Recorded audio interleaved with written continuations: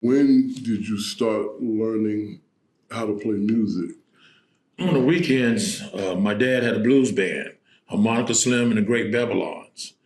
Well, when I was a kid, I had to unload the trailer. He had a trailer with all the instruments in, and his guys would come to the house to rehearse, and my dad had all the instruments in a trailer.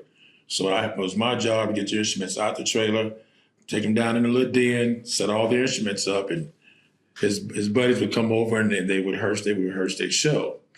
And sometime when they would go outside and take a break and drink some homemade hooch, I would grab a guitar or just kind of play with something. Just, that's how I got familiar with music. That's how I was introduced to it. What's amazing to me is the essence of blues culture, people, and tradition is at the root of everything you just shared with us. Yes, sir.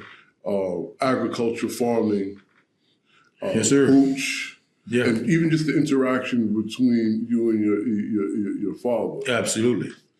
What informed you, or that you were a blues person? How did you?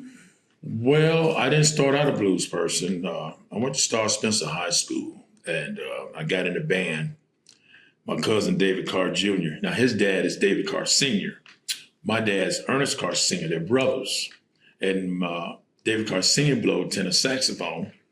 And my dad played drums and harmonica and sing. He was kind of like, if you got Elvis and James Brown and made an entertainer, that was my dad. Mm-hmm. So he was something else on stage. But if a drummer couldn't show up, he'd just get back there on drums and get one of those harmonicas you put around your neck and kept right on with the show.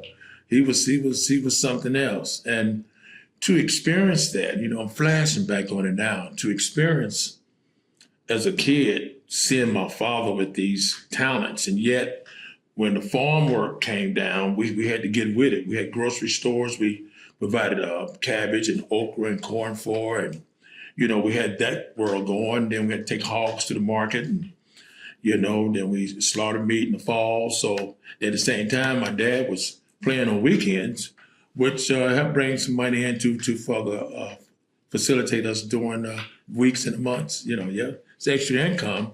However, that culturally is something that goes way back, man. When you're telling your story and you have to survive, and a song comes to your heart, you gotta have a way to express that. And so at the time, that was the deal. But you couldn't be 100% musician because you starved to death.